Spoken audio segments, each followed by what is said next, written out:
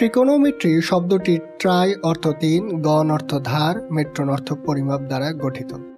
আমরা বাংলা ত্রিকোণমিতি শব্দের দিকেও খেয়াল করতে পারি। ত্রি তিন, কোণ কোণ, মিতি পরিমাপ, অর্থাৎ ত্রিকোণমিতি মানে তিন কোণের দ্বারা সীমাবদ্ধ ক্ষেত্রের পরিমাপ। এখন আমরা খেয়াল করে দেখব ত্রিভুজের তিন কোণের সাথে তিন বাহুর পরস্পর সম্পর্ক রয়েছে, অর্থাৎ বাহুর মানের পরিবর্তনের সাথে সাথে কোণের পরিবর্তন দেখা যায়। সেটি আমরা একটু পরই গাণিতিকভাবে প্রমাণ করব। তার পূর্বে আমাদের সমকোণী ত্রিভুজের বাহুগুলোর নামের সাথে পরিচিত হতে হবে। প্রথমে আসি অতিভুজ। অতিভুজ সমকোণী ত্রিভুজের বৃহত্তম বাহু, যা সমকোণের বিপরীতে অবস্থান করে। তারপর আসি বিপরীত বাহু। বিপরীত বাহু প্রদত্ত কোণে বিপরীতে অবস্থান করে, অর্থাৎ এখানে সমকোণ ছাড়া অপর দুটি সূক্ষ্মকোণের একটি কোণ দেয়া থাকে বা ধরে নিতে হয়। তার আলোকেই আমরা বাহুগুলোর নামকরণ করে থাকি। এবার আসি সন্নিহিত বাহু। সন্নিহিত শব্দটির মানে হলো পাশাপাশি বা পরপর। এখানে সন্নিহিত বাহুটি হবে কোণের সাথের বাহু, অর্থাৎ কোণটি অতিভুজ ও অপর যে বাহুটির সাথে কোণ উৎপন্ন করে সেই বাহুটি। এবার উদাহরণ হিসাবে আমরা এই সমকোণী ত্রিভুজটির দিকে খেয়াল করি। এখানে আলফা কোণ ধরলে সন্নিহিত বাহু হবে এ বি এবং বিপরীত বাহু হবে বি সি। অন্যদিকে বিটা কোণ ধরলে সন্নিহিত বাহুটি হবে বি সি এবং বিপরীত বাহুটি হবে এ বি। আমরা জানি সমকোণী ত্রিভুজের একটি সমকোণ ও দুটি সূক্ষ্মকোণ থাকে।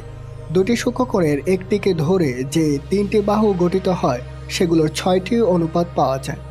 এগুলোকেই ত্রিকোণমিতিক অনুপাত বলা হয়। এগুলো হলো সাইন, কোসাইন, ট্যানজেন্ট, কোসেকেন্ট, সেকেন্ড, কোট্যানজেন্ট।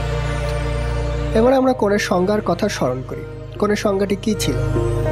দুটি সরলরেখা কোণ একটি বিন্দুতে মিলিত হলে সেই মিলিত স্থানে একটি কোণ উৎপন্ন হয়, অর্থাৎ একটি কোণ উৎপন্ন করতে হলে দুটি সরলরেখার প্রয়োজন পড়ে। এখানে এই ত্রিভুজটির এই থিটা কোণের সাইনের মানের জন্য বিপরীত বাহু ও অতিভুজের অনুপাতের প্রয়োজন হবে।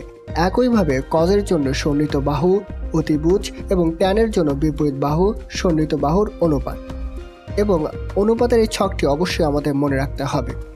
ত্রিকোণমিতিতে আরও বেশ কিছু সূত্র আছে যেগুলো আমরা পিথাগোরাসের সূত্রের সাহায্যে প্রমাণ করতে পারি, যেমন এটি।